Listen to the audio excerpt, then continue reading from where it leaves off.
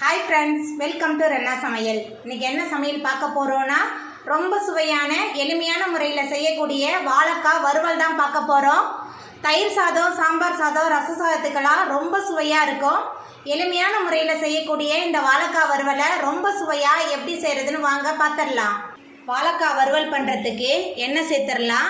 4 table spoon எண்ணெய் சேர்க்குறேன். எண்ணெய் சூடாயிட்டு பொடியாக நறுக்குன 2 பெரிய வெங்காயம் சேர்த்துடலாம். இடித்து வச்ச 5 பல் பூண்டு, 1 கொத்து கருவேப்பிலை எல்லாத்தையும் சேர்த்துட்டு நல்லா வதக்கிடலாம்.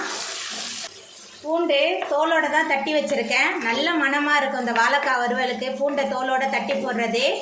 நல்லா வதக்கிடலாம். வெங்காயம் பூண்டெல்லாம் நல்லா வதங்கிருச்சு. இப்போ இதில் 1 டேபிள் ஸ்பூன் சோம்பு சேர்த்துடலாம். அதுக்கப்புறமா நம்ம நறுக்கி வச்சுருக்க வாழைக்காய் சேர்த்துடலாம். இது 2 வாழைக்காய் சேர்த்துட்டு நல்லா வதக்கிடலாம். வாழைக்காய் ஓரளவுக்கு நல்லா வதங்கிருச்சு. இப்போ இதில் மசாலா தூள்லாம் சேர்த்துடலாம். குழம்பு மிளகாய் தூள் 2 டேபிள் ஸ்பூன், மஞ்சத்தூள் 1 ஸ்பூன் சேர்க்குறேன்.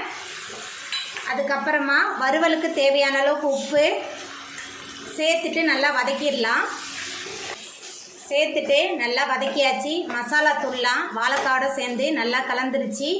இப்போ இதில் தண்ணி சேர்த்துக்கலாம். கொஞ்சமாக தண்ணி சேர்க்குறேன். தண்ணி சேர்த்துட்டு நல்லா கலந்து விட்டுடலாம்.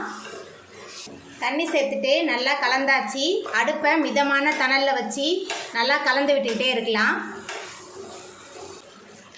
அடுப்பை மிதமான தணலில் வச்சு நல்லா கிளறி கொடுத்துக்கிட்டே இருந்தேன். நம்மளோட வாழைக்காய் வறுவல் ரொம்ப சூப்பராக ரெடி ஆகிட்டு இப்போ நம்ம அடுப்பை ஆஃப் பண்ணிடலாம். அவ்வளோதாங்க, நம்மளோட சுவையான எளிமையான வாழைக்காய் வறுவல் ரொம்ப அசத்தலாக ரெடி ஆகிட்டு.